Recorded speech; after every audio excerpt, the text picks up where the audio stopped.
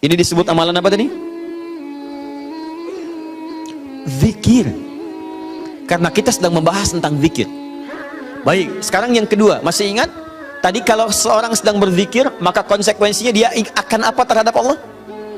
Ingat. Yang kedua, dekat. Pertanyaan saya, apakah setiap orang yang mengucapkan astagfirullah menjadi ingat kepada Allah? Itu masalahnya. Banyak orang pasca sholat mengatakan astagfirullah, tapi kalimat itu tidak mengingatkan dia dengan Allah. Itu masalah utamanya. Assalamualaikum warahmatullahi wabarakatuh. Assalamualaikum warahmatullahi wabarakatuh. Astagfirullah.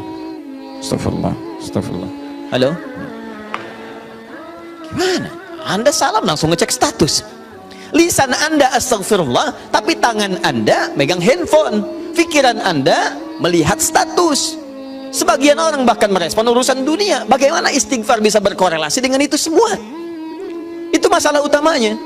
Jadi semua kalimat ini ketika diucapkan bingkainya adalah zikir. Mampukah Anda mengucapkan istighfar ini yang langsung mengingatkan Anda dengan Allah Subhanahu wa taala? Ini poin besarnya. Nah, paham? Saya berikan rahasia besar dulu di sini. Kenapa Anda mesti mengucapkan kalimat ini? Buka Al-Quran surah ke-71. Surah apa itu? Surah apa? Nuh. Bukan Al-Ma'arij. Al-Ma'arij 70. Ayat 10. Kalau mau dari ayat 9-nya sampai dengan 13. Kemudian saya kotaki ayat 10-nya. Nih, 10-nya saya kotaki di sini. Ini yang pentingnya. Awas. Nabi Nuh alaihissalam berdakwah kepada umatnya. Berapa tahun? 950 tahun. Masya Allah, 950 tahun berdakwah kepada umatnya. Bahkan dakwanya terang-terangan, juga sembunyi-sembunyi, pelan dan silent. Ya, ada yang silent, ada yang terang-terangan, kencang. Ayat 9-nya, "Tsumma 'alantu lahum wa asrartu lahum israra." Aku berdakwah kepada mereka kadang terang-terangan, dengan kencang, sampaikan dengan terang. Tapi kadang juga aku sampaikan dengan pelan, dengan silent. Ada orang-orang yang memang secara pelan aku sampaikan halus, sesuai dengan tipikalnya. Ada yang langsung aku sampaikan keterangannya dengan seterang-terangnya.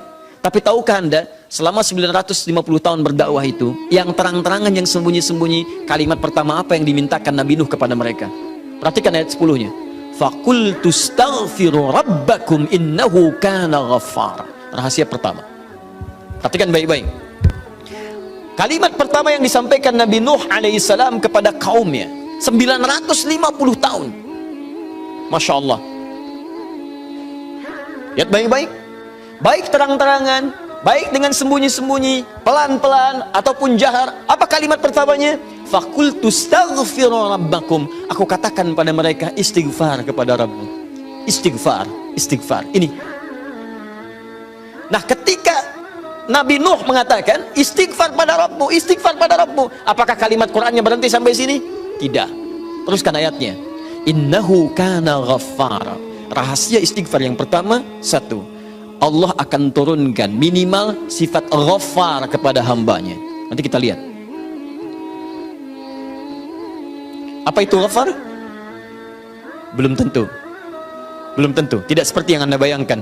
Allah punya sifat ghafir, tapi kenapa yang muncul ghafar di sini? Buka Quran misalnya surah Ghafir. Fusilat surah ke-40. Ayat yang ketiga. Ghafiridz dzambi wa qabilit taubi. Allah mengampuni dosa seorang hamba. Ketika mengampuni dosa, kalimatnya menggunakan ghafir. Ghafirun, ghafiridz dzambi. Tapi kenapa Nabi Nuh menyebut dengan kalimat ghaffar? Faqultu istaghfiru rabbakum innahu kana ghaffar. Kenapa ghaffar bukan ghafir? Satu. Nih. Dua, teruskan ayatnya, ayat 11. Yursilis samaa 'alaikum midrara. Dua. Orang yang sering istighfar, maka Allah akan turunkan keberkahan lewat curah hujan yang lebat. Curah hujan, hujan yang berkah. Masya Allah. Ada hujan membawa berkah, ada hujan membawa? Bukan. Bukan, hujan tidak pernah menginginkan banjir. Hujan itu hanya membawa air. Baik, yang bikin banjir itu Anda yang tidak bisa mengatur airnya. Itu persoalannya. jalur air dibuat bangunan. Air itu kan sederhana, dia hanya mencari tempatnya, dia meresap sesuai dengan tempatnya. Cuman Anda tidak menempatkan air sesuai dengan tempatnya, itu masalahnya. Tapi ini beda, ketika turun airnya membawa keberkahan dalam kehidupan, itu lain. Itu lain. Nanti saya berikan rahasia setelah ini. 3. Teruskan. Wa yumdidkum bi amwalin wa banina. Masya Allah. Ya istighfar, istighfar, istighfar. Ketika kamu istighfarnya benar kepada Allah, wa yumdidkum bi amwalin, maka Allah akan melimpah ruahkan harta benda Anda. Ya. Meluaskan harta. Banyak. Amwal bukan mal. Wa banina, bahkan keturunan. Teruskan. 1, 2, 3, 4 keturunan. Allahu Akbar. Lihat faedah istighfar. 5. Wa yaj'al lakum jannatin, dan Allah akan limpahkan kepadamu kebun-kebun yang indah. Awas jangan dilihat kebunnya, karena kalau Anda lihat orang-orang Arab pada saat itu, mereka emas sudah banyak, Bu. Emas banyak, walaupun masih banyak di Indonesia. Ada Mas Asep, Mas Johar, Mas Sodia. Ya, tapi wujudnya beda, ya, wujudnya beda. Di sana emas banyak, perak banyak, bangunan megah. Tapi yang mereka belum dapatkan itu adalah kenikmatan pemandangan yang elok. Kebun-kebun, ya, isinya ada anggur, bawahnya kemudian ada sungai-sungai. Karena itu orang yang paling kaya di masa-masa dulu di kalangan-kalangan Arab adalah orang yang memiliki kebun-kebun yang indah. Kalau cuma emas, yang lain punya. Abu Jahal tuh nggak bangga dengan emasnya, ya. Abu Lahab tidak bangga dengan emasnya. Apa yang mereka banggakan adalah kedudukan dalam kehidupan dan harta-harta yang seperti yang digambarkan.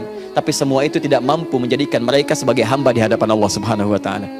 Poin yang paling besar, kalau disebutkan jannat dalam arti kebun-kebun dalam urusan dunia, itu maksudnya kenyamanan hidup. 5. Kenyamanan atau kemapanan hidup.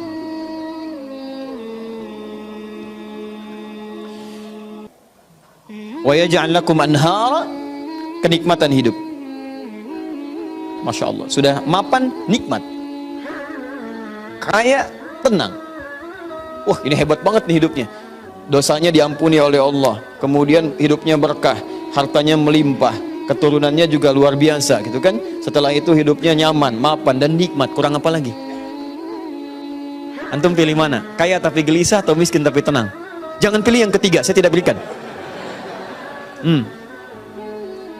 Nah, tahan sebentar. Lihat sini. Jadi ketika Anda diminta istighfar, astagfirullah, astagfirullah, astagfirullah, ternyata di antara esensi kalimat istighfar itu bukan kalimat biasa. Anda mampu mengucapkannya dengan baik, maka Allah turunkan kemuliaan lewat lisan Nabi Nuh itu.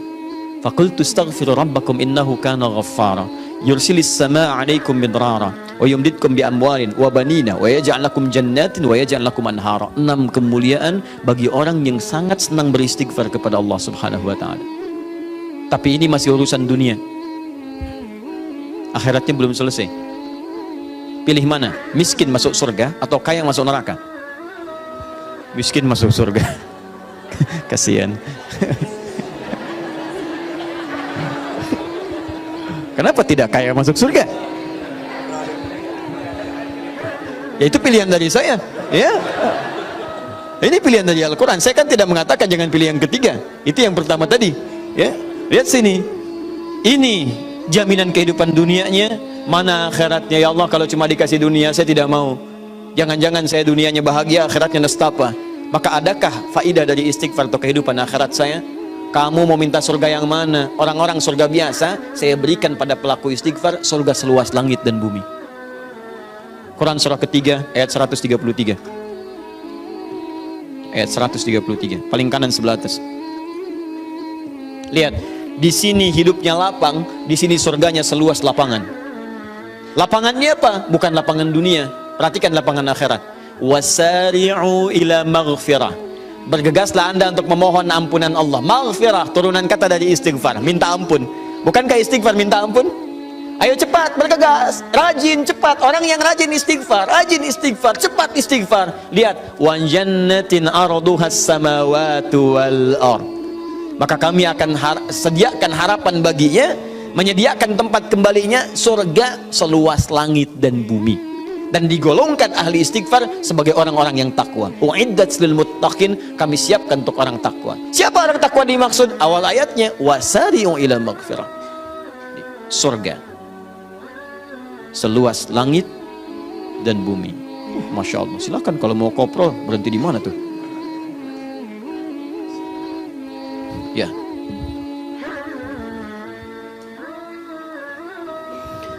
Nah, kalau ditawarkan begini, siapa yang tidak mengambil tawaran ini? Tapi persoalannya, kenapa orang banyak istighfar pasca sholat bahkan lebih daripada 3 kali? Astagfirullah, astagfirullah, astagfirullah, astagfirullah, astagfirullah, astagfirullah. Tapi mapan juga tidak. Cek. Ya, silahkan lihat. 6 ini tidak diraih. Keberkahan juga tidak didapatkan. Dan seterusnya. Bahkan kemarin di Bekasi itu ada yang terlihat, kami lihat di CCTV itu. Khusyuk pasca sholat. Oh, kayak orang menangis. Astagfirullah, astagfirullah, astagfirullah. Sudah tenang, lihat kanan kiri itu, tas orang dirogok begini. Kok bisa tuh? Astagfirullah lagi ibu juga. Ya.